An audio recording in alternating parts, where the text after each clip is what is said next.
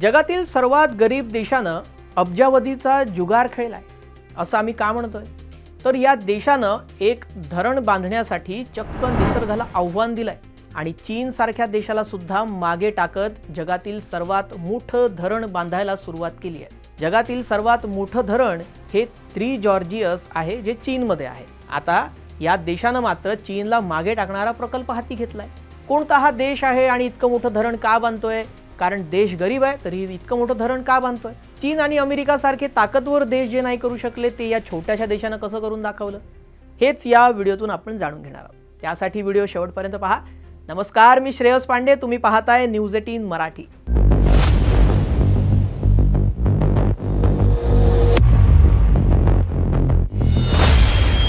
मध्य आशियाच्या उंच पर्वत रांगांमध्ये वसलेला आणि आशियातील सर्वात गरीब देश ताजिकिस्तान, या देशामध्ये आजही विजेची मोठी टंचाई आहे आणि आता हीच कमी भरून काढण्यासाठी ताजिकिस्तान एका अशा महाकाय प्रकल्पाला जन्म देतोय जो जगातील सर्वात उंच धरण ठरेल।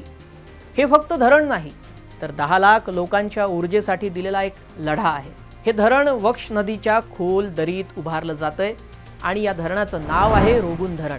तसं या प्रकल्पाची सुरुवात ही 1976 मध्ये झाली होती। सोव्हिएत युनियननं पाहिलेलं हे स्वप्न महायुद्धाच्या छाळेत आणि यादवी युद्धात हरवून गेलं होतं।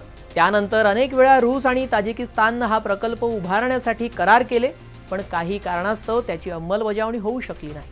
त्यानंतर ताजिकिस्ताननं वर्ल्ड बँककडे धाव घेतली।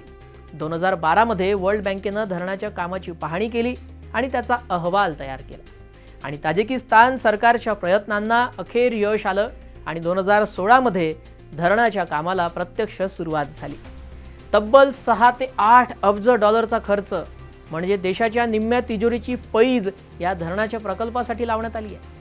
हा प्रकल्प एक इंजिनिअरिंग मार्वल असल्याचं बोललं जातंय, कारण हे साध्या सिमेंटचं धरण नाहीये। हे माती आणि खडकांचा वापर करून बनवलेलं रॉक फिल धरण आहे। वक्ष नदीचा प्रवाह प्रचंड आहे आणि तो वळवण्यासाठी डोंगराच्या पोटातून 1-2 नव्हे तर 4 महाकाय बोगदे खोदण्यात आले। 3600 मेगावॅट वीज निर्माण करण्याची क्षमता असलेलं हे इंजिनिअरिंगची कमाल असलेलं धरण आहे। वक्ष नदीच्या खोल दरीत उभारलेलं हे धरण 335 मीटर उंच, 3600 मेगावॅट वीज क्षमतेचं आणि तब्बल 13 क्युबिक किलोमीटर पाणी साठवण्याची ताकद ठेवतं। हे एक हायड्रो इलेक्ट्रिक पॉवर पॉइंट आहे। हे धरण उभं करण्यासाठी सर्वात मोठं आव्हान होतं ते म्हणजे इथली जिओग्राफिकल लोकेशन। या ठिकाणी काम करणं हे फार कठीण होतं, कारण मुख्य रचना उभारण्यापूर्वी प्रकल्पाला एक ड्राय आणि स्टेबल हा बेस हवा होता, ज्यामुळे डोंगराच्या कडेला असलेल्या 4 बोगद्यांमधून नदीचे प्रवाह हे वळवण्यात आले। प्रत्येक बोगदा 1 किलोमीटरपेक्षा जास्त लांब होता।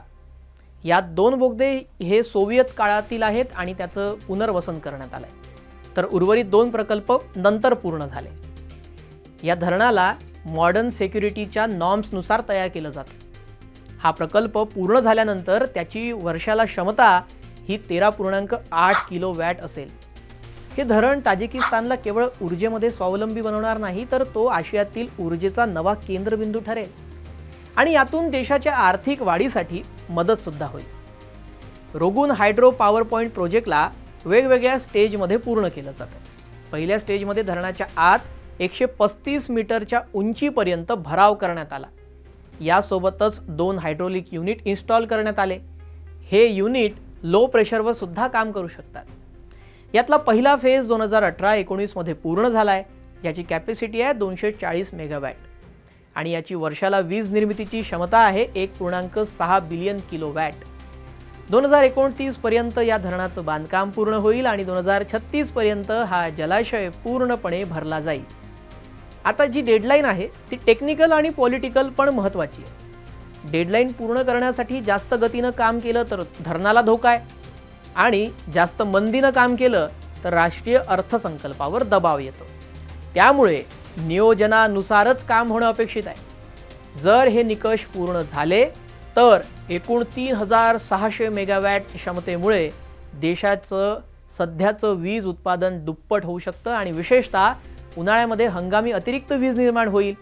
त्यामुळे देशांतर्गत ऊर्जा सुरक्षा वाढणार आणि प्रादेशिक ऊर्जा निर्यात सुद्धा मोठी होईल आणि त्याची संधी उपलब्ध होईल। ज्यामुळे लिमिटेड सोर्स ऑफ इन्कम असलेल्या या अर्थव्यवस्थेसाठी एक्सटर्नल सोर्स ऑफ इन्कम देखील तयार होतील. पण हा मार्ग सोपा नाहीये.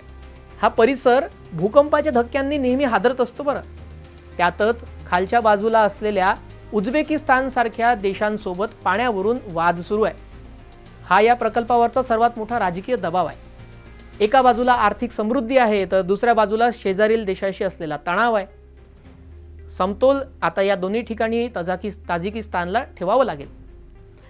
आता मुळात या प्रकल्पासाठी किती खर्च लागला आहे तेही आपण जाणून घेऊया. तर या प्रकल्पासाठी $8 अब्ज खर्च अपेक्षित आहे. या देशाच्या राष्ट्रीय GDPच्या निम्म्याजवळ आहे हे खर्च.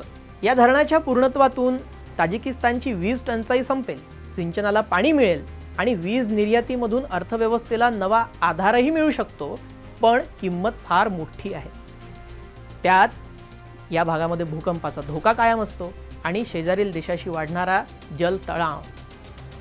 या गोष्टी विचारात घेतल्या तर इथे आव्हान मोठं आहे. रोगुन धरण फक्त एक अभियांत्रिकी प्रकल्प नाहीये, तर तो ऊर्जा, सुरक्षा, अर्थव्यवस्था आणि भूराजकारण याचा कस लागलेली एक परीक्षा आहे. रोगुन धरण हे ताजिकिस्तानसाठी विकासाचे शिखर ठरेल की कर्जाचा डोंगर? इंजिनिअरिंग आणि राजकारणाच्या या खेळात संपूर्ण जगाचं लक्ष आता या 335 मीटर उंच भिंतीकडे लागलंय. आपण भारतामध्ये एक म्हण ही सातत्यानं बोलत असतो, जेवढी चादर तेवढे पाय पसरावे. पण आता ताजिकिस्ताननं क्षमतेपेक्षा मोठा घास घेण्याचं ठरवलंय. हा एक क्रांतिकारी साहसी निर्णय म्हणावा की मूर्खपणा? तुम्हाला काय वाटतं? कमेंटमध्ये नक्की सांगा. भेटूयात पुढील नव्या ग्लोबल अपडेटसह. नमस्कार.